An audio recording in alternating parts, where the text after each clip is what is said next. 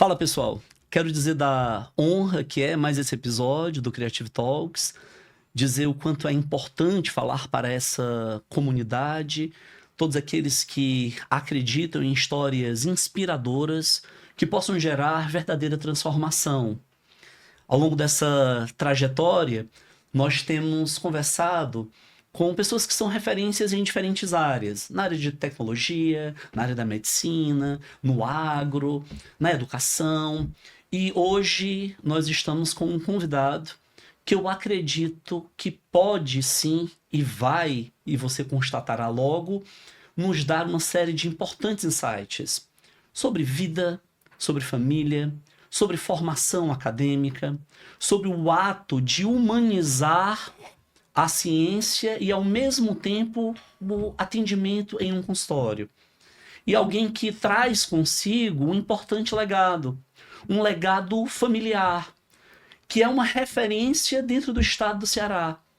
Então, nós teremos uma oportunidade de hoje conhecer um pouco da história e do legado do Dr. Diego. Dr. Diego, seja bem-vindo. Uma honra tê-lo no Creative Talks. O Creative Talks, ele é um canal de comunicação onde nós falamos diretamente para profissionais liberais, empresários, empreendedores, e ele se comunica com todo o ecossistema da Creative. Nós somos uma empresa de marketing e tecnologia. A gente acredita que a boa comunicação ela precisa ser amparada pelas mais diferentes tecnologias. Nesses tempos de IA, de disrupção, a gente entende que as ferramentas elas precisam ser bem utilizadas e elas precisam potencializar aquilo que é humano. Então, a comunicação ela é humana e nós utilizamos as tecnologias apenas para potencializar essa comunicação. Então, muito obrigado por ter aceito o convite, dizer que é uma honra para nós termos o senhor nesse bate-papo. Ou melhor, termos você nesse bate-papo. Perfeito. Você é muito jovem. Claro, por favor. Então, seja muito bem-vindo. Queria agradecer muito ao seu convite. Para mim é um grande prazer estar aqui com você, você que se tornou um amigo, e fiquei orgulhoso de ver seu trabalho aqui. Para mim é uma satisfação estar com você e poder conversar um pouco sobre a nossa história e a oftalmologia em si que eu pratico. Muito obrigado.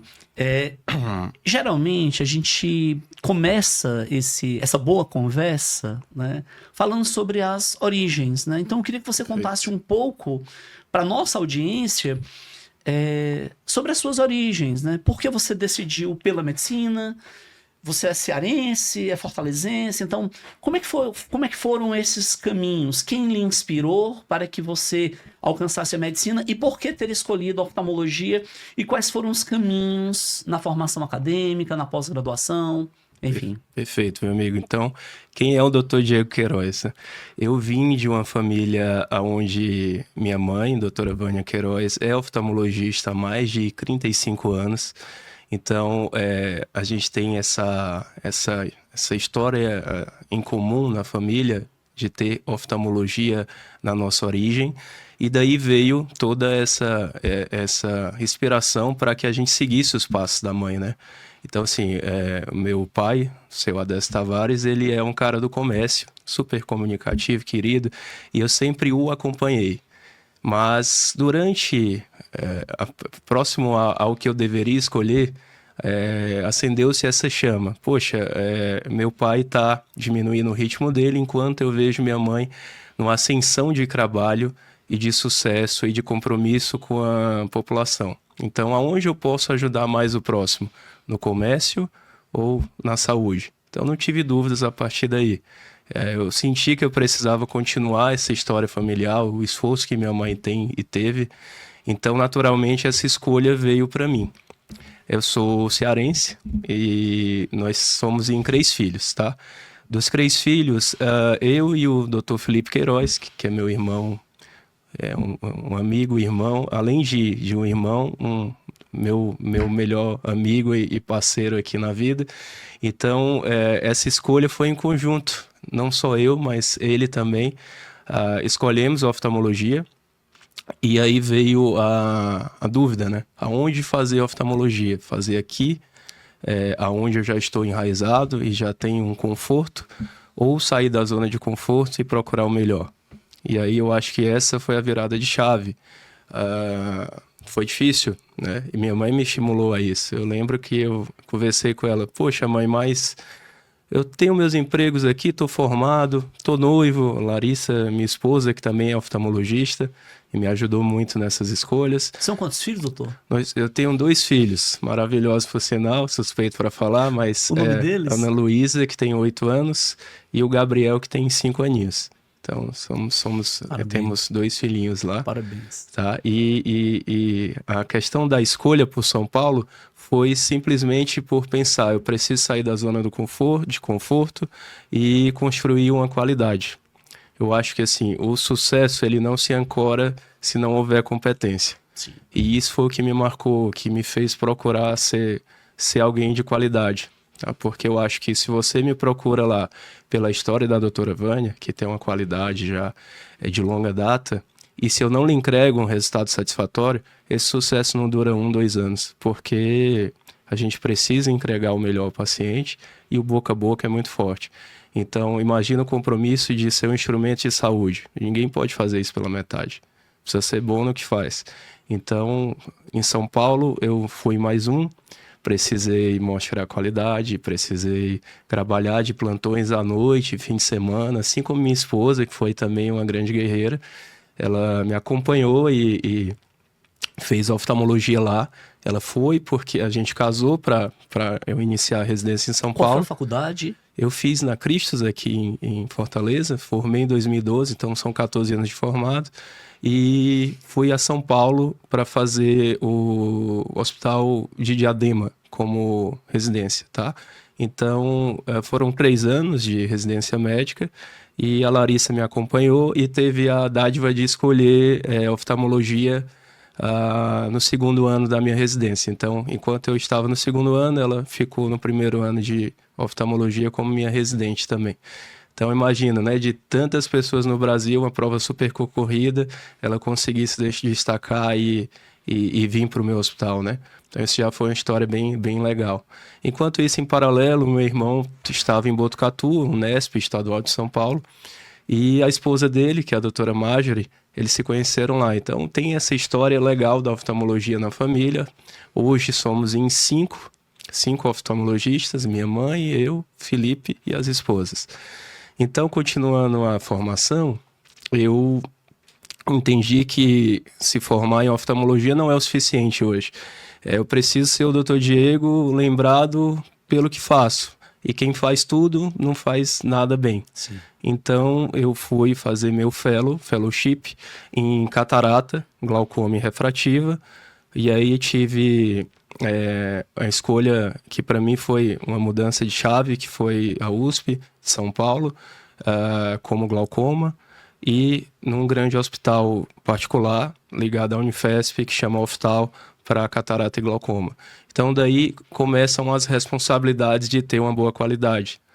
Você simplesmente sair um oftalmologista, né, com título de especialista não te põe pronto hoje para o mercado.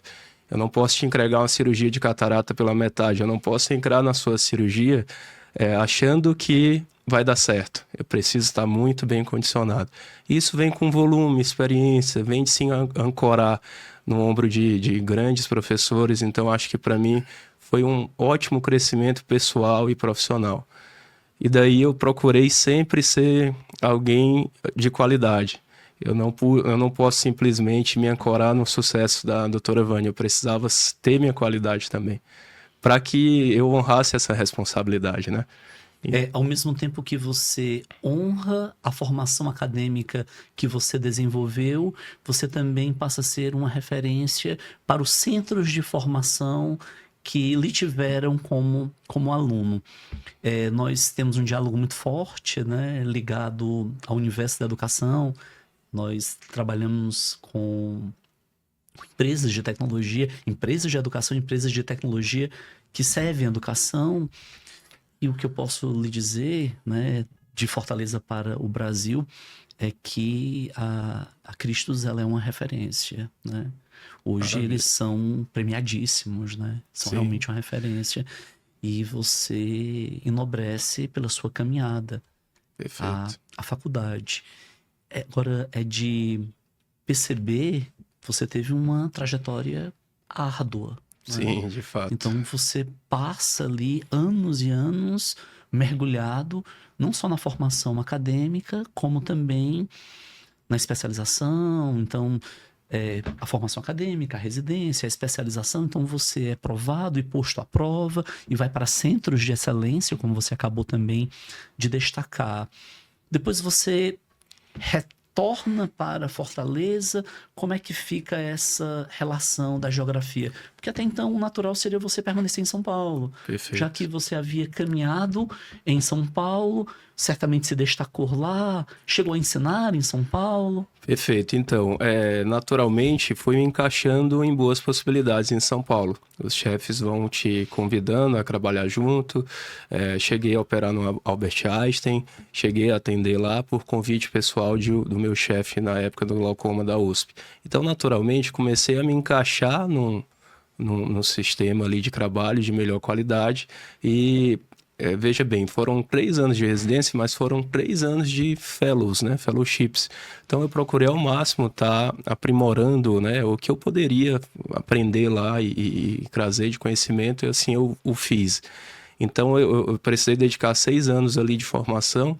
E enquanto isso, eu me lembro bem que foram 2 anos de glaucoma na USP, mas o 3º ano eu fiquei como assistente, né, médico assistente voluntário, onde eu ficava orientando lá os residentes e fellows. Para mim foi uma grande responsabilidade e privilégio. E além disso, em paralelo, continuava ali fazendo um MBA em gestão, que eu fiz no Albert Einstein, continuava no fellow de catarata. Veja bem, catarata, com 1 ano você já está ok, formado como fellow. Eu fiquei 3 anos no compromisso que eu tive com o meu chefe, que me acolheu na clínica dele particular lá de grande referência em São Paulo, para que eu pudesse estar lá junto, operando e ensinando os fellows novos que vinham. Então, para mim, isso trouxe uma maturidade ótima. Então, eu tinha tudo para ficar lá, mas não estava completo. Minha família é daqui, existe essa história familiar, e eu me lembro perfeitamente da conversa que eu tive com meu irmão, o Felipe, aonde eu falei: Felipe, e aí, quais são os planos? Vai voltar, não vai? E aí ele jogou a bola para mim, falou: eu só volto se você voltar. Haja vista essa parceria nossa que eu lhe expliquei mais cedo, essa amizade, né? Uma confiança muito grande um no outro. Então veja a responsabilidade que eu tive no colo, né? Além disso, a Larissa, minha esposa, durante toda essa formação dela, ela se formou pediatra também. Ela tirou o título de especialista de tanto trabalhar. Então veja, né? Você tá ali para uma coisa e viram 20, 25 plantões no mês, em pediatria ela e clínico eu, para que realmente a gente tivesse um sustento ali. Carga horária exaustiva demais, e nisso nem por isso surgiu História Christi, né? Pelo contrário, surgiu oportunidades. E Larissa, como pediatra, estava bem também, estava muito bem profissionalmente. E aí ficou aquela dúvida: mas vamos voltar para começar do zero? E os custos, né? E o que a gente já construiu aqui? Então eu lembro bem que eu fui irredutível, eu falei: vamos, e eu que vou dar um jeito nisso, confia em mim que vai dar certo. Então a Larissa voltou comigo com 36 semanas de gravidez, com 9 malas no avião ali naquele aeroporto de Congonhas. No último dia de fellow meu, onde eu defendi minha tese lá. E aí não, vamos embora. E aí ela veio, teve o Gabriel aqui já em Fortaleza e ficou ali naquele resguardo, né, do puerpério com o Gabriel enquanto eu trabalhava. E aí eu chegava em casa empolgado, falando: Larissa, vai dar certo. A gente vai conseguir aqui se estabelecer no nicho. A preocupação é que você volta, você não é conhecido, você vai construir do zero a história. E aí, naturalmente, pela vontade mesmo de fazer acontecer, as coisas foram vingando. Então, eu voltei em 2021, já são o quê? 5 anos, parece que foi ontem, né? E aí, hoje eu vivo essa rotina agradável de estar ali, imagina, trabalhando com sua mãe na frente, ali na sala, a esposa embaixo, o Felipe no centro cirúrgico, a minha cunhada em outro setor, e cada um optou por fazer uma subespecialidade, aquela situação que eu lhe falei: quem faz tudo não faz nada. A gente se dividiu em fazer cada um uma coisa. Então hoje eu sou especialista em catarata, glaucoma e cirurgia refrativa, e casos que demandam outra atenção em retina já é o Felipe, e assim por diante. Doutor, é uma história pessoal, familiar. Existe um quê de originalidade em tudo que você está nos contando. E eu percebo que o seu irmão, a sua esposa, o seu irmão, né, é decisivos dentro dessa caminhada. Então, a amizade com o seu irmão, o Felipe, a parceria de vida com a sua esposa, isso quebra também um paradigma de que negócios familiares ou conexões familiares, elas são boas enquanto sentimento, mas enquanto vai para a área profissional ou do business, isso precisa ser muito bem separado. E o que eu percebo é que com vocês houve uma integração, houve uma completude. Vocês foram se integrando e se completando e criando um ambiente de lealdade. E aí eu tenho que lhe fazer essa pergunta, que talvez fosse reservada para o final desse encontro, mas eu já gostaria de antecipá-la. Qual a importância, né, da sua mãe, da doutora Vânia, diante de todo esse cenário? Bom, eu acho que a doutora Vânia Queiroz, ela é a rosa dos ventos, né, da nossa família, assim, ela é um grande líder, não só em casa, mas aonde ela passou e aonde ela está. A história dela é muito bonita, ela vem de uma família simples, do Iguatu, e veio aos 9 anos, veio novinha para estudar aqui, então, assim, importante salientar que nossa história familiar não tem muito berço de privilégio de ter, assim, já um capital para investir. Então, acho muito bonito o que ela construiu, porque simplesmente ela iniciou no centro da cidade, onde na época era o local melhor a se trabalhar, e aí teve uma visão totalmente diferente dos colegas, né? Enquanto todo mundo visou a aldeota, ela se instalou ali na Avenida João Pessoa, onde a gente está até hoje, a nossa sede, e hoje nós temos uma filial no bairro de Fátima, em frente à igreja, ali à praça, e imagina só, ela como mulher, numa época difícil, sem capital. Ela que fundou a marca? Foi ela que fundou a Prontoclínica de Fortaleza, sim.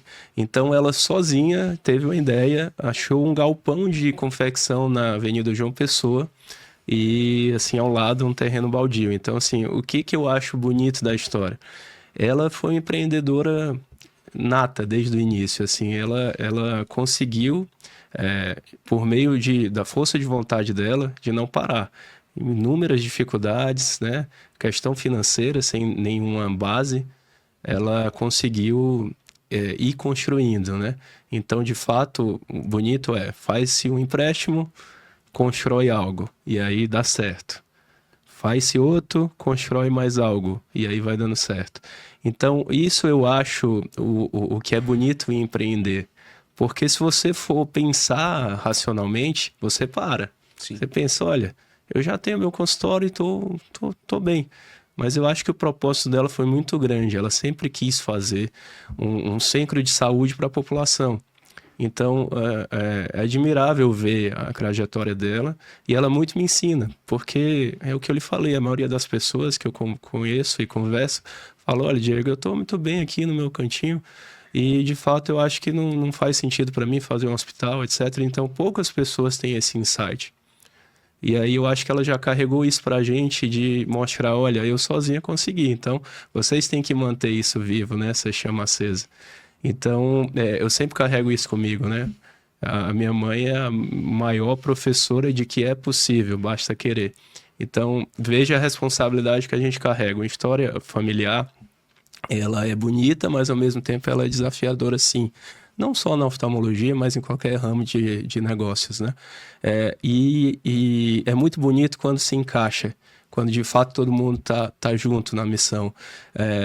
Eu vejo que assim nós temos uma responsabilidade enorme, e para mim isso não é um peso, tá? Para mim eu acho que é uma missão que não tem outra opção, nós temos que tocar o barco, porque de fato a geração dela, a primeira, fez tudo isso. A segunda geração, em maior quantidade, eu, meu irmão, as esposas, temos a missão de manter esse legado aceso. E enquanto eu estou trabalhando, eu estou pensando que o futuro dos meus filhos, naturalmente, deve ser a história familiar. Então, atrás disso tem mais de 100 famílias, né, de colaboradores sob nossa responsabilidade. É uma responsabilidade, né, repito, que de fato deve ser honrada. Então, hoje a gente vive essa missão de uma forma não tão pesada, porque na minha cabeça não tem plano B, vai dar certo, e assim eu pensei quando voltei para cá. E hoje eu vejo que naturalmente as coisas têm dado certo. Mas por quê? Você precisa acreditar. Não tem plano B, entendeu? Quando se trata, a sua família inteira depende disso aqui. Nós somos lembrados por isso. Então, a nossa história de vida é isso, é ajudar o próximo no que a gente sabe fazer de melhor, proporcionar saúde, nossa marca é essa. Eu acho que também trazer aos colaboradores a missão, os valores que a gente tem, que eles consigam ser extensão disso, porque eu acho que a nossa marca maior é ser humano, e querer ajudar o próximo. Então, assim, minha mãe trata os pacientes, Ave Maria. Eu aprendi que a gente pode dar um abraço no paciente ali e não existe esse formalismo, né? Porque na faculdade a gente sabe que tem que ter toda uma ética, mas o que custa dar lá um abraço na minha vozinha que foi lá operar comigo? Sim. E hoje a gente vive, assim, uma rotina disso, de elos que a gente faz com nossos pacientes. Os pacientes são isso, são famílias, né, que confiam em nós.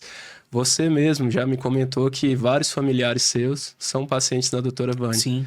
Então, hoje eu vejo pacientes que estão há 35 anos ou mais e todo dia eu conheço alguém assim. Então, eu fico pensando, que bonito, né? 35 anos tinha tudo para, às vezes, confiar em outro, pela proximidade. Às vezes vejo pacientes vindo de várias cidades do Ceará e de fora, assim, Redenção, etc.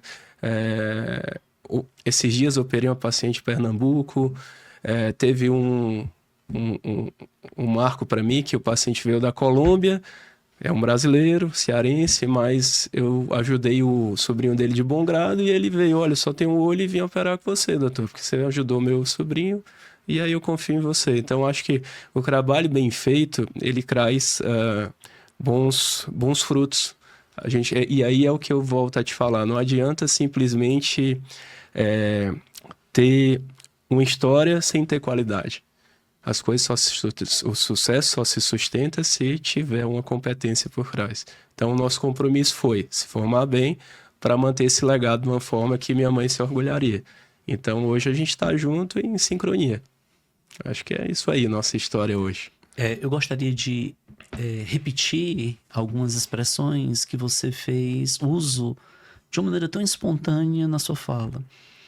Em algumas ocasiões você falou sobre o empreendedorismo, você falou sobre valorizar e respeitar o outro, legado familiar, você falou não havia plano B.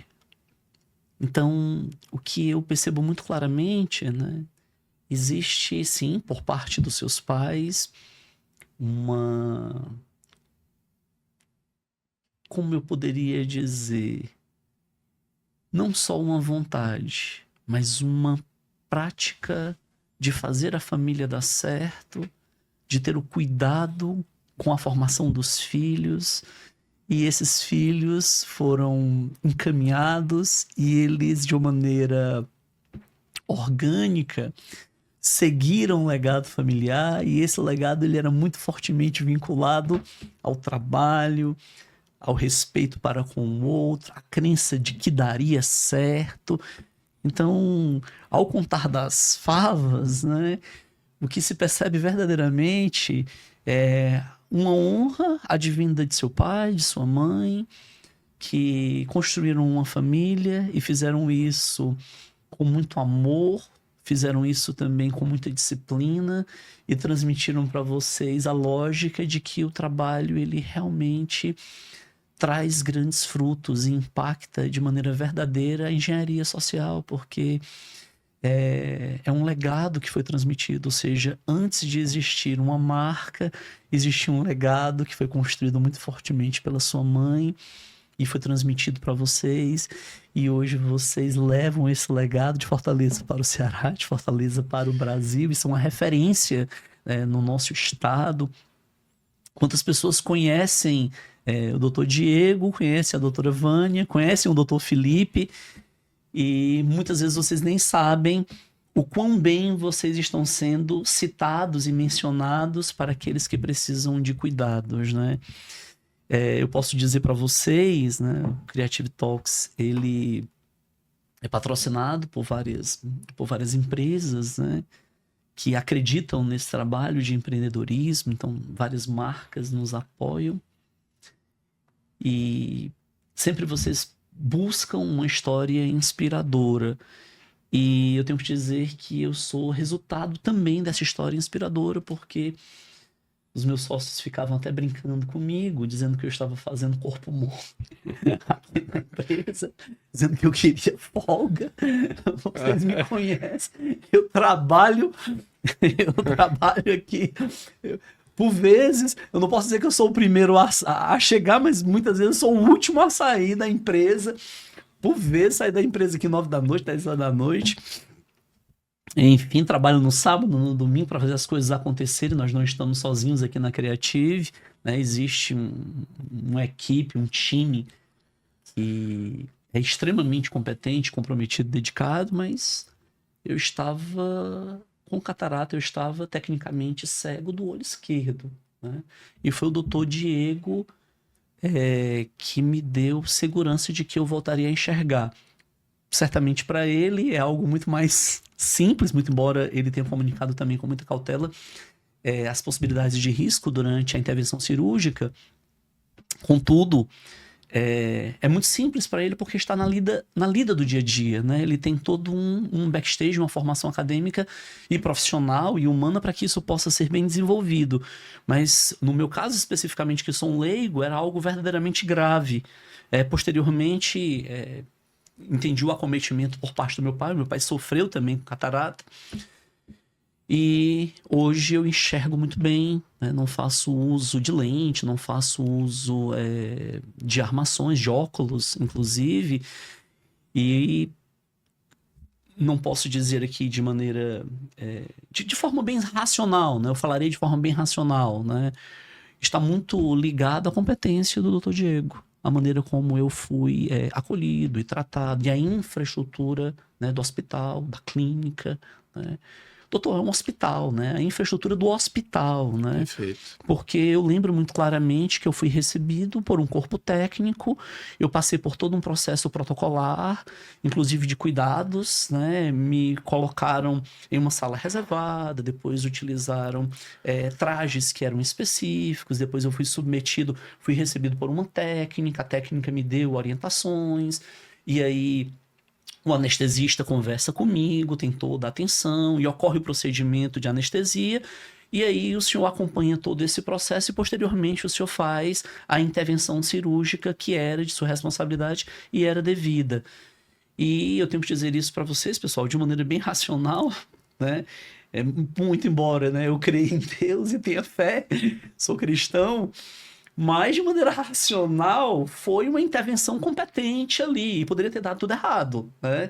Poderia ter dado errado porque havia sim um risco. Então, se não tivesse um profissional habilitado, se eu tivesse me demorado muito mais na intervenção cirúrgica, se os equipamentos utilizados ou mesmo a lente que me foi posta Perfeito. não fosse da devida qualidade. E aí eu passo essa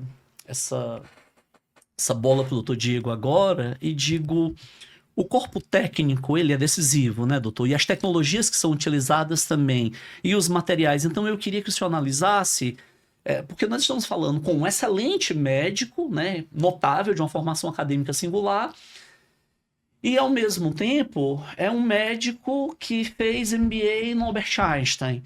Então, fez MBA em gestão. Então, além de ele ter esse entendimento sobre a ciência, ele tem um entendimento sobre a gestão humana. E, particularmente, ele tem uma habilidade de tratar o emocional dos pacientes. Então, eu queria saber, doutor, para a nossa audiência, para aqueles que estão aqui nos acompanhando nesse momento, né? Então, nós temos uma audiência aqui de milhares. Esse programa ele é impulsionado, inclusive, nas redes sociais, nas mais diferentes plataformas, né? Vai para os multicanais. Mas eu tenho que saber o seguinte, se você tivesse que nos dizer de uma maneira bem do seu dia a dia, qual a importância que nós temos entre a equipe técnica, a habilidade do médico, a tecnologia e os materiais que são utilizados, porque isso é para todos os empresários, dos mais diferentes ramos, e daqueles também que estão caminhando na medicina. Perfeito, Davi. Para mim, primeiro, obrigado pelos seus elogios, tá? Mas foi uma grande honra poder te ajudar. Honra minha. E, de fato, isso toca um pouco a gente para impactar na vontade máxima de te ver bem, tá? Porque, veja, um cara de 40 e poucos anos, eu não vou revelar a sua idade ao certo, mas põe 40 e poucos para menos. Não, né, mas o pessoal aqui, os meus 2 sócios, que estão na casa dos 20 e poucos anos, eles, pessoal, com todo respeito, eu tenho um grande respeito aos mais sábios, aos anciãos. A galera aqui, eu sou um ancião do time que joga aqui, tá? Doutor, por favor, perdão, pode continuar. Esse link com a tua idade é para dizer que você foi um cara que teve catarata muito novo. Catarata, ela pode vir mais cedo por alguns motivos, entre eles histórico familiar, uso de corticoides, trauma, doenças metabólicas, como o diabetes descompensado. Mas a via de regra é que venha com idade, como um cabelo branco. Eu falo, e é importante assim conversar com vocês como se estivesse conversando com o meu paciente. Muitas vezes a pessoa não percebeu que está com catarata. Os 2 olhos abertos, se um tiver bom, que aconteceu contigo, por muito tempo você vai levar a vida ali e quando ela está avançada demais é que você percebe, não estou enxergando nada de um dos olhos, né? Então, de fato, isso a gente consegue acompanhar nas consultas de rotina anual, né? Então, é importante que todo ano a pessoa vá no oftalmologista para ter essa saúde ocular em dia. Então, a prevalência da catarata mais comum, ela vem com idade, assim como o cabelo branco, né? Então, eu digo que catarata é de quem tem a dádiva de poder tê-la, porque ela vem com idade. Então, sim, supor que a pessoa viveu bem até 60, 70 anos, que seja quando a catarata chegou. Então, isso é um processo natural de envelhecimento do nosso corpo. Não é uma capinha por cima do olho, é uma lente dentro do nosso olho natural que chama cristalino. Cristalino, o nome já diz, é uma lente transparente. E com o tempo ela passa a amarelar. Então você começa a ver as coisas embaçadas, à noite dificuldade para dirigir. Sim. E aí começa a impactar na tua qualidade de vida. Então, a catarata hoje, ela evoluiu bastante e a conversa que eu tenho com meus pacientes vem carregada do que a evolução da tecnologia em saúde nos trouxe de segurança. Então eu falo, olha, antes a gente deixava a catarata 20 anos atrás, que era feita com cortes, né? Que ela ficasse bem madura para justificar o risco de ir para a cirurgia. Hoje, quanto mais cedo, melhor.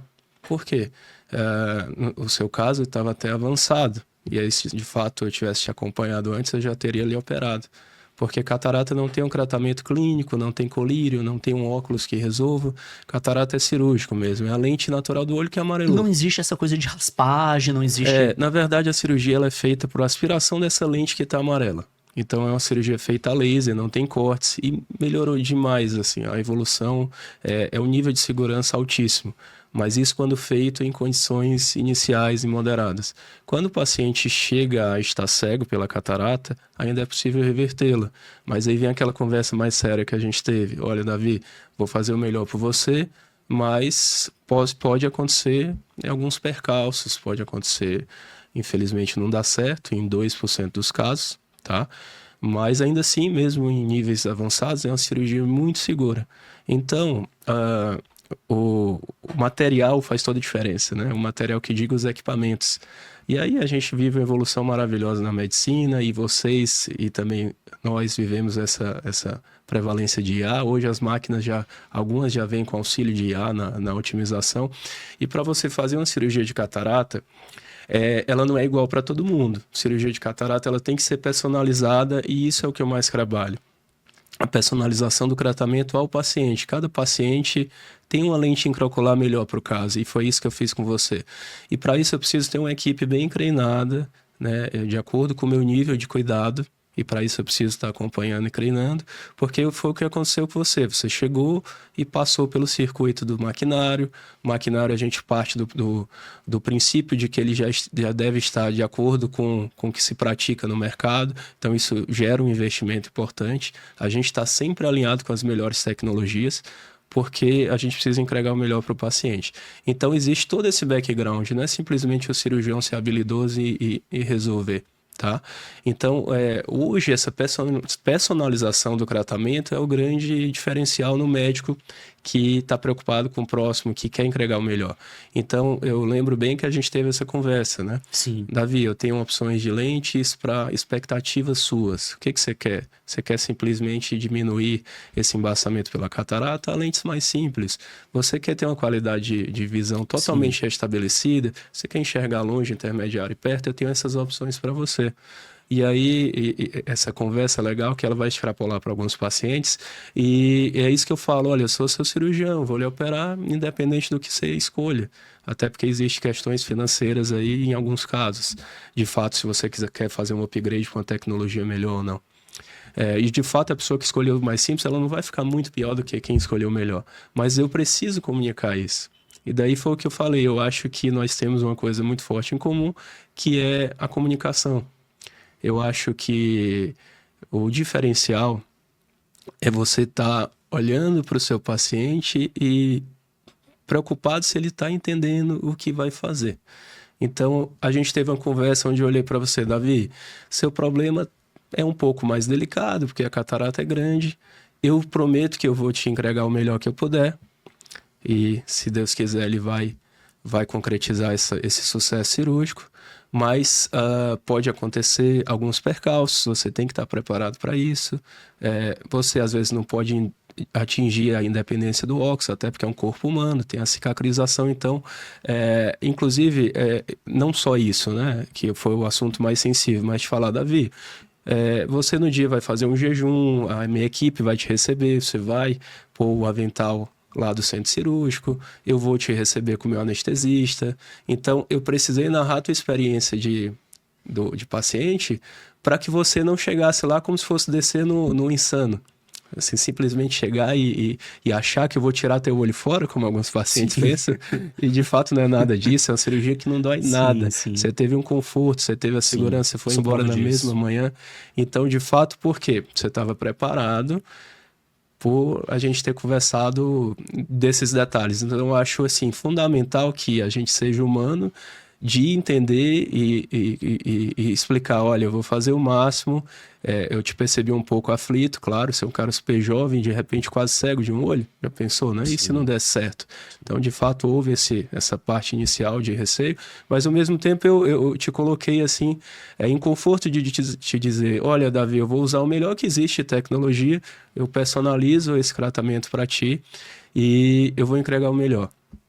E assim, eu acho que é muito importante, e aí vem essa coisa em comum, nós somos católicos, né? Então, antes de começar minhas cirurgias, eu peço a Deus que Ele seja meu guia, que Ele me guie, minhas mãos, né? Minha atenção ao paciente. Então, eu acho isso fantástico, porque tem dado sempre certo, e acredito que é por isso, por colocar Deus em primeiro lugar, por pedir a ajuda dele. Nós temos que ser humilde, que assim, embora eu conversei que eu procurei ter uma boa formação, sem essa ajuda, nada, né? A gente não consegue garantir nada. Então, de fato, é isso. É estar preparado para te dar o melhor, te dar esse suporte, pedir ajuda ao cara lá de cima e pensar sempre positivo. Então, foi isso que aconteceu com você. Algo que eu quero sinalizar também é uma particularidade, né? A primeira vez que eu conheço você e eu vou para o seu consultório, algo que chamou muito a minha atenção. Eu senti acolhimento, é bem verdade. Eu senti que eu importava para você. Sim. Então isso foi bem diferente. E outra questão muito séria. Além do acolhimento, além de eu sentir que eu importava, aconteceu uma outra questão muito séria. Eu senti a segurança profissional. Ah, mas eu sou um leigo, tudo bem. Mas, mesmo sendo leigo, eu acabei lendo, pesquisando sobre e colhendo opiniões. Sim, dentro do perfeito. universo da oftalmologia. Perfeito. Então, em meio a esse cenário, quando eu chego até você, quando eu vou ao hospital e eu chego até você, o que me deixou seguro foi a combinação entre a acolhida humana e a competência técnica. Perfeito. Isso foi algo assim, o conhecimento científico. Então, eu senti segurança, mesmo sabendo que a catarata estava realmente avançada, tendo o entendimento de que havia um risco, até então eu não sabia. Então, a catarata estava avançada, eu tive o entendimento que realmente havia um risco, que o interessante é que fosse tratado anteriormente, aliás, que a intervenção Fosse mais precoce. fosse mais precoce, mas o que eu percebi é que você transformava algo científico em algo popular. Você conseguia transformar o científico em algo que fosse acessível para um leigo que sou eu. Então isso, para mim, foi um diferencial absurdo como paciente, né? Então, a minha escolha de passar pelo processo cirúrgico junto com você, ela caminhou realmente nessa vertente. Perfeito. Tá? Então a comunicação foi decisiva. Só que a comunicação ela só é decisiva se a essência for boa. Perfeito. Então, por vezes, metaforicamente, julgamos um livro pela capa. Então, a capa ela é relevante? Claro que é, porque ela transmite a primeira impressão. Mas quando você começa a ter acesso ao conteúdo do livro, se não existir uma essência, se não houver fidedignidade, termina em frustração. E com você, doutor Diego, eu tive essa primeira impressão muito boa, que envolveu a infraestrutura do hospital, que envolveu a maneira como eu fui atendido, a infraestrutura tecnológica de várias máquinas que eu não consigo nem descrever, pessoal, porque eu sou leigo, mas eram muitas máquinas e houve, inclusive, um cuidado muito exaustivo de ter a métrica estatística realmente, né? Os números que envolviam a minha saúde ou a minha doença ocular. Então isso foi outra coisa que chamou muito a minha atenção, né? E aí, posteriormente, o esclarecimento, essa coisa de você transformar o que era número, o que era ciência, em algo completamente degustável para um leigo que sou eu. E aí, eu lhe pergunto, né? Eu sei que o senhor tem uma formação acadêmica muito relevante, mas de onde veio essa habilidade, esse talento para o humano? Perfeito. Davi, hoje, não só na oftalmologia, tá? Em todos os setores, você ter uma estrutura e competência, eu acho que isso é basal para você estar no mercado. É preciso ter algo além disso, e aí entra o lado humano, tá? Eu me preocupo muito com a comunicação, e é isso que a gente tem em comum, tá? Eu trabalho com duas doenças que são as principais causas de cegueira no mundo, que é a catarata e o glaucoma. Então, às vezes eu recebo pacientes aflitos que vão ler no Google e falam, doutor, vou cegar. E eu tenho um compromisso de dizer, olha, você tem glaucoma, realmente é uma doença que pode cegar, mas você não está cega e nem vai cegar, porque a gente não vai deixar, porque é possível estacionar a doença. Então, tudo é a forma como você leva a informação ao teu paciente, teu próximo, teu amigo, que seja, né? Que assunto que for. Então, acho que é importante você ter esse compromisso de se colocar no outro lugar da mesa. Porque se eu recebo uma notícia de que eu tenho uma doença que vai me cegar, eu penso que eu vou cegar. Então, meu compromisso é esse. Isso é meu, assim. E da onde vem, eu acho que da base familiar mesmo, dos princípios. Nós somos muito pé no chão, assim. Eu acho que essa questão de bondade e humildade é algo da nossa família. E ainda carregando a questão do legado familiar, eu digo que a herança eles já me deram, que foi a educação. E a educação me faz me virar onde eu estiver. Tá? Então, assim, eu acho que essa comunicação é tudo. Às vezes eu pego o paciente aflito, choroso, sabe, achando que vai cegar e de fato a gente, calma, eu tô com você nessa, nós vamos fazer o melhor, você não tá cego e nem vai cegar. Tá? Falando um pouco dessas doenças, né, aproveitando, a catarata ela ainda é a principal causa de cegueira reversível no mundo. E muita gente não tem acesso à cirurgia que seja. E isso tem mudado, graças a Deus, mas ainda é um desafio demográfico e político que seja, pelo acesso ainda é difícil à cirurgia. Nós vivemos um desafio que nosso país imensamente populoso e com o SUS tem mais de 10, 15 anos, se não me engano, que a tabela não é reajustada. Então, veja, você tem que trabalhar com qualidade, que a gente falou que isso é basal, e ainda assim ficar engessado em valores de 15 anos atrás. Então você está a me dizer que existe uma certa precarização Existe, de fato. quanto aos profissionais ligados à medicina. Na verdade, também, porque a formação hoje me preocupa um pouco. Na minha opinião, é o que eu lhe falei, precisa ter a competência de base, então a gente espera que o profissional já seja competente, mas os desafios hoje na prática, graças a Deus nós temos excelentes oftalmologistas no nosso país, não faltam oftalmologistas hoje, então o desafio, às vezes, de entregar isso em grande escala, saúde, cirurgia de catarata, vem muito nos desafios do SUS, uma tabela que não reajusta e a inflação ela não para. Então, um insumo que era X, hoje é 4X, né? Então, daí você vê os mutirões que são para fazer valer aquela, do ponto de vista da pessoa que organizou, nem sempre é o médico, mas acaba vindo os erros, vindo as infecções, porque a pessoa força a barra ali com os insumos mais em conta e de fato reutilizáveis, e é algo que a gente não pode cair nessa, né? A gente precisa ter o compromisso com o paciente em primeiro lugar.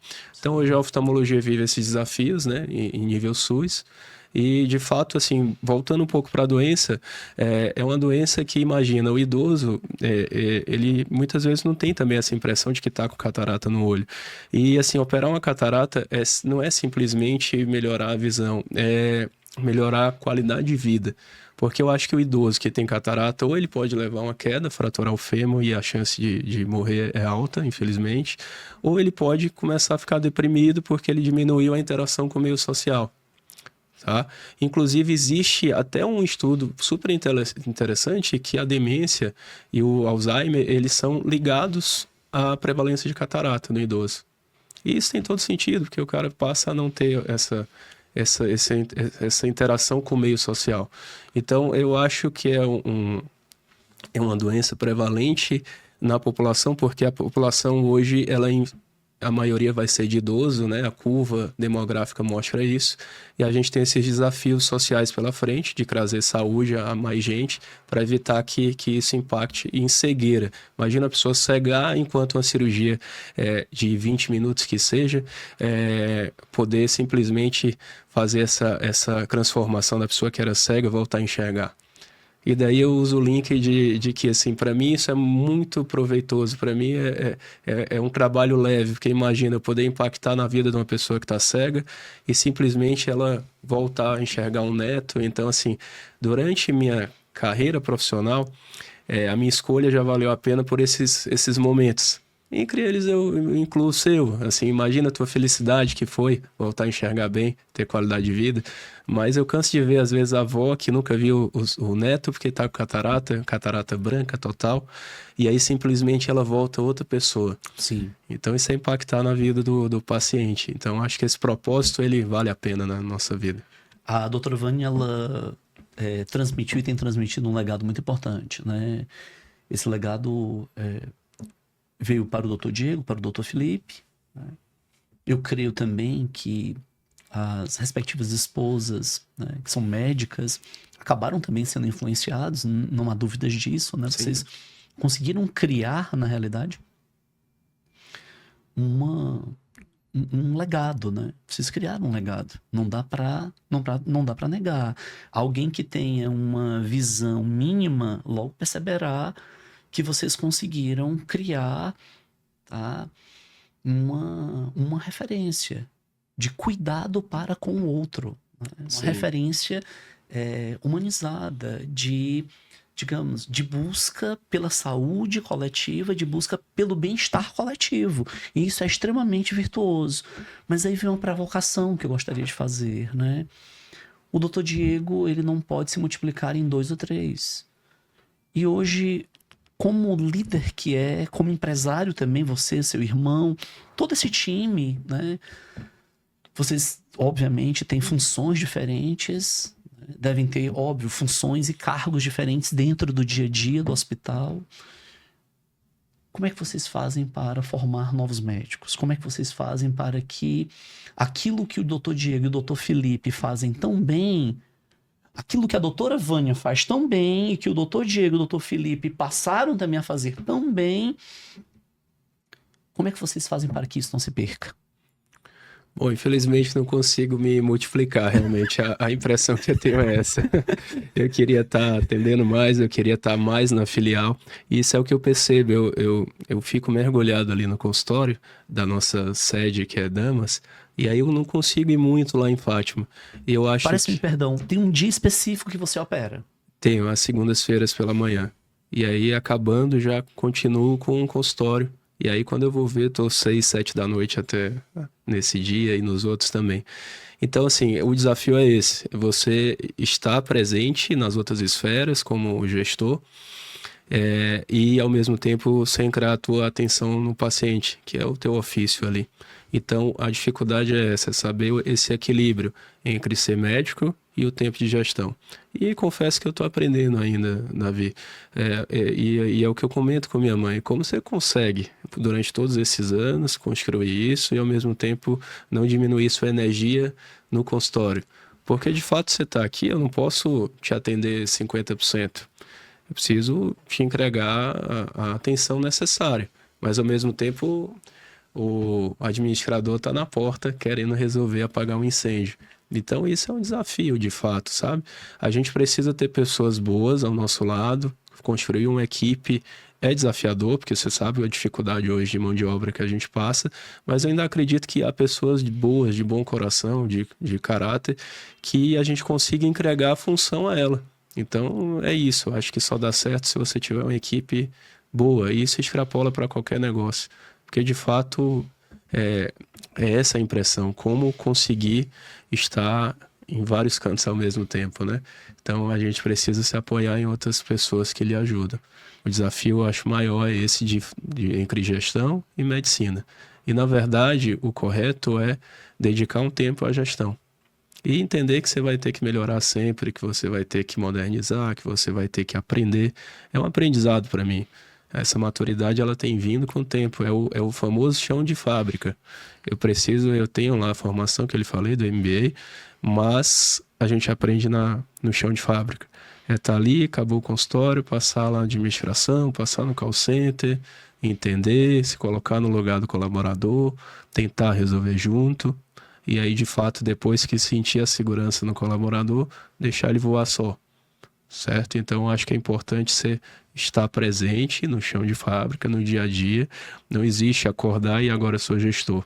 Eu acho que isso se aprende no dia a dia, nas dificuldades. O seu dia a dia é conectar o humano também com a tecnologia. Perfeito. Existe um debate que é um debate global. E já passou a ser até um jargão, e por vezes é algo que já está tão massificado e batido. A gente entende que o médico, ele não deixará de existir.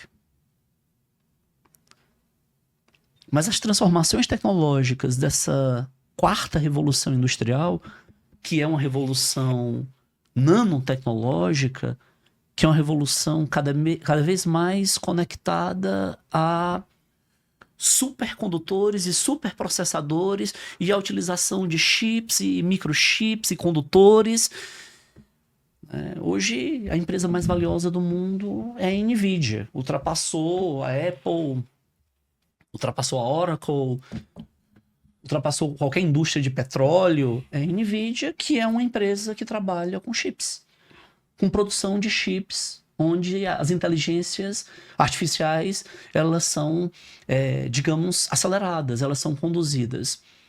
A experiência que eu tive com você, Dr. Diego, foi ímpar para mim, né? E eu acredito que não só eu, né? Milhares de pessoas têm tido essa experiência com o senhor. Uma das coisas interessantes que eu disse para minha família é que o senhor conserva a simplicidade, como está acontecendo aqui, né? A simplicidade. E aí existe a metáfora, né? O brilho da genialidade é a simplicidade, né? Então, eu tenho que lhe fazer esse questionamento porque o Creative Talks, ele é voltado para muitos empreendedores, para empresários, inclusive, das mais diferentes áreas, né? Das mais diferentes áreas. Nós dialogamos, por exemplo, como eu disse, né? Da nutrição à medicina, do wellness à tecnologia educacional. Então, eu queria ouvir sua opinião sobre essa questão. Quem é esse médico do século XXI? Né? Quem é esse médico que dialoga com a inteligência artificial, que dialoga, por exemplo, com o Claude, que dialoga com o Gemini, esse médico que dialoga com o Watson, até que ponto as novas gerações de médicos também... Então, o primeiro momento desse questionamento é: quem é esse médico do século XXI? E até que ponto os novos médicos em formação, eles poderão ou não ter um tipo de perda de formação acadêmica, porque eles poderão usar tão fortemente o ferramental das múltiplas inteligências voltadas para a área da medicina, que eles só farão diagnósticos. Me perdoe se eu estou dizendo alguma vulgaridade aqui ou algo impróprio, mas eu acho que essa é uma provocação importante para quem está nos escutando, né? Para quem está acompanhando agora esse momento. Porque afetou todas as áreas. Todos os empresários, inclusive todas as empresas que são nossos clientes hoje, foram afetados. Então, inclusive, os quadros profissionais foram afetados. Houve uma diminuição significativa com o ingresso das IAs. O público, o mercado de consumo mudou. Então, mais uma vez, quem é esse médico do século XXI? Tá? E como fica a formação? Perfeita colocação, não é ofensivo de forma alguma achar que possa influenciar no aprendizado e na qualidade dos médicos, isso acontece, mas aí eu tenho que lembrar da cronologia da tecnologia na medicina em relação ao que a gente está vivendo agora. Na pandemia, foi o exemplo inicial disso. Passou-se a cogitar a telemedicina. Sim. E a telemedicina foi uma grande resistência na área médica. Como que eu vou examinar o paciente? Como que isso, aquilo, né? E, de fato, a gente foi aprendendo junto. Então, assim, não tem mais espaço para achar que tem que ter uma resistência e não aceitar a ajuda da tecnologia. A tecnologia está aí e quem não acompanhar vai ficar fora do circuito. Então, veja, hoje a telemedicina é uma realidade. Ninguém se opõe, pelo contrário. Imagina eu ter que dar um suporte a um paciente meu lá em São Paulo, olhar no olho dele por meio de uma videochamada e poder guiá-lo. Então, isso já ajuda, certo? A primeira resistência foi essa. Hoje a gente vive justamente no debate da IA e na aplicação na medicina. Então, hoje, a IA, pelo Deep Learning, você consegue alimentar uma máquina, um software, em relação ao glaucoma, por exemplo, a reconhecer os sinais da imagem que são diagnóstico de glaucoma. Assim como extrapola numa pneumonia, no raio-x, na tomografia, que seja.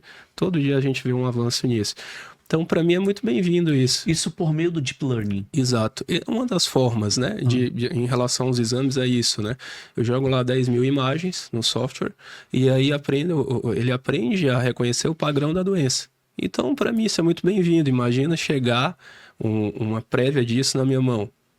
Eu receber o paciente já com a prévia disso. Isso é pro bem do paciente. Sim. Então, assim, não adianta achar que isso não vai agregar. É uma realidade. Isso hoje existe de várias maneiras nos sistemas médicos. Hoje já é possível, por exemplo, numa consulta entre nós aqui, a anamnese, o computador está captando as conversas e transformá-lo ali em documento médico. Assim como hoje as minhas receitas são digitais, chegam no seu celular, você chega na farmácia, já apresenta, elimina o papel. Então, elimina as distâncias, elimina a necessidade de você ir lá no meu consultório pegar uma receita. Então, isso se aplica de várias maneiras. E aí a gente traz um pouco isso para a formação médica. Preocupa, sim, porque é como se a gente ficasse mais preguiçoso a procurar o conhecimento.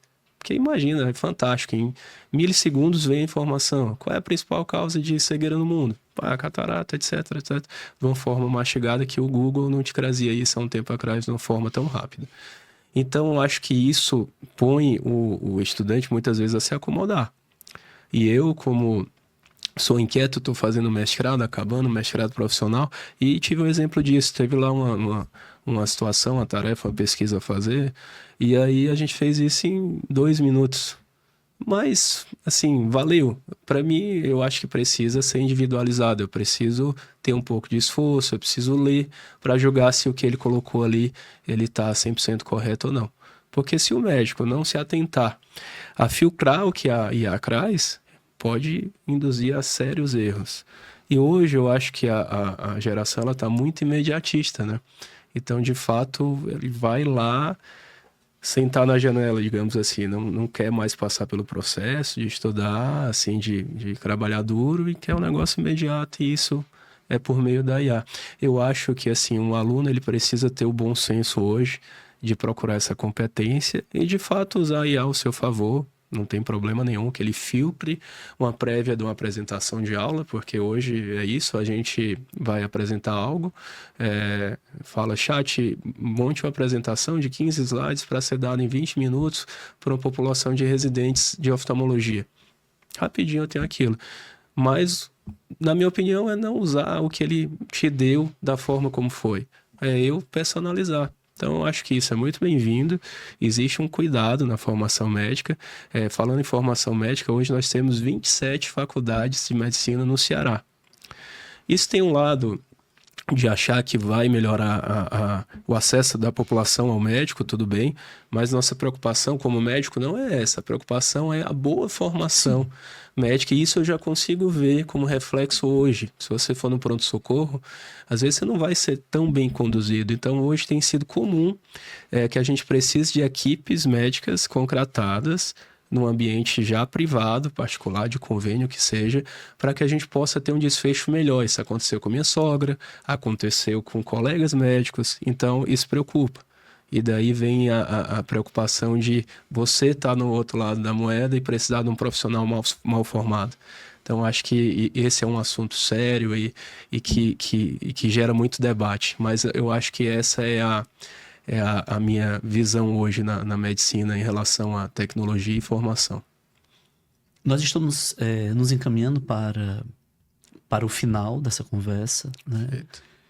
Ela, assim, como consumidor de conteúdo que sou, foi um momento de grande relevância, porque nós falamos sobre legado familiar, nós falamos sobre formação acadêmica, falamos sobre o ato de empreender, de estar no chão da fábrica, falamos também sobre as problemáticas que envolvem o presente da profissão, do ofício de ser médico, ante todas essas questões, né, da quarta revolução industrial, inteligência artificial e a própria formação do médico. Se você tivesse que dizer para um médico que já está com o seu consultório, que já tem ali anos, né, de lida, de formação, se você tivesse que dar um conselho para essa médica, para esse médico, de tudo aquilo de tão valoroso que você, seu irmão, obviamente, né, a sua mãe, as esposas, a sua esposa, porque o que é muito curioso na sua história, Dr. Diego, é que existe uma singularidade familiar muito forte. Sim. Existe uma singularidade familiar muito forte aí. Vocês estão conectados com médicos. São médicas e médicos. Sim. Então são 3 médicas. Se eu estiver cometendo algum erro, você me corrige. Perfeito. São 3 médicas 2 esposas e a mãe, sim. e 2 médicos. Exato. Então existe aí uma razão de singularidade. Perfeito. Então vocês têm autoridade para falar para médicos em formação, médicos já formados, médicos que têm, digamos, uma década de trabalho. Então, se você tivesse que falar nesse Creative Talks do grande desafio que é hoje ser médico e ser empresário? Qual o grande desafio? Qual é o grande desafio? É a otimização do tempo? Qual é o grande desafio? É o tributo que é pago? Qual é o grande desafio? É a falta de conhecimento por parte do próprio público? Então, eu gostaria que você falasse para a nossa audiência qual é o grande desafio hoje Perfeito. do médico, tá? O grande desafio e qual é, pela sua experiência, o conselho que você daria ou para minimizar o referido desafio ou para solucionar? Bom, minha leitura de mercado é que o grande desafio é você se manter aberto a todas as possibilidades, mas entender o movimento de mercado em relação a não ficar refém de uma via só. E isso eu falo em relação a fazer um equilíbrio do teu público entre o público de convênio e entre os convênios saber balizar de não ficar refém de um convênio X, porque depois a negociação vai ser mais difícil para a parte sua como clínica de dizer, olha, eu preciso de um reajuste de normal do mercado, por um IPCA que diga e o convênio dizer, olha, para mim não, e é isso, e eu não ter poder de negociação, porque eu estou refém daquilo. Então eu acho que é você manter um público bem equilibrado em relação a esse percentual de pacientes particulares, o percentual de convênios, e saber balizar esse número de ter vários convênios e não ser refém de uma coisa só. Segundo desafio é o socioeconômico, né? A gente vive, né, uma dificuldade financeira presente nos nossos pacientes, nem sempre eles conseguem chegar no consultório, então é saber entender qual é o equilíbrio para que a gente possa atender essa população. Então, para isso, nós temos o Instituto Clarear lá, que presta um trabalho social. Então, eu acho que, não só como médico, mas como qualquer negócio, é você não ficar dependendo de uma única vertente. E aí veio a ideia da doutora Vânia da clínica ser multiespecialidade e hoje ser um hospital de dia, praticamente. Então, se a gente dependesse só de oftalmologia, de repente a gente poderia estar vivendo uma época peculiar de dificuldades e não teria outra saída. Então, eu acho que é diversificar seu negócio, seja ele qual for, e entender o movimento de mercado, o momento e se adequar. Eu acho que essas são as grandes dificuldades. E sobre o jovem que está se formando, né, eu percebo um imediatismo, e isso preocupa. Eu diria para curtir o processo. Não adianta mirar só lá no resultado. Hoje eu sou o que sou, não acho que eu estagnei aqui, eu quero crescer cada vez mais. Mas eu fico feliz de ver o Diego, que estava em 2 formações ao mesmo tempo e estava de plantão à noite sem dormir, trabalhando como clínico no Hospital Público de São Paulo. E aquilo ali me fez crescer como pessoa, como profissional. Então acho que o processo é muito mais bonito do que a chegada. E de fato eu acho que o jovem ele precisa entender que precisa existir esse momento até chegar no ápice. As pessoas querem um sucesso de imediato. As pessoas, quando conversam comigo, os jovens médicos, falam, olha, eu quero fazer cirurgia plástica porque ganha mais dinheiro. Eu acho que não é por aí, não é sobre dinheiro, né? Precisa ser sobre propósito, fazer o que ama. O meu trabalho eu não considero um fardo de jeito nenhum, estou super feliz ali. Mas por quê? Porque eu estou fazendo o que eu gosto. Sim. Se eu escolhesse algo pelo financeiro, estaria totalmente feliz. Então eu acho que é acreditar no processo e saber o que você mais faz por vocação, você fazer o que ama. Eu acho que isso é importante na medicina e em todas as esferas. Eu acho que minha mensagem pro médico em formação é essa. Existem 2 mulheres muito importantes na sua vida, né? A sua mãe e a sua esposa. E especialmente com a sua esposa, vocês estão tendo uma outra grande chance, que é transferir um legado. Se você tivesse que dar essa mensagem, né? Essa mensagem sobre a transferência desse legado, uma mensagem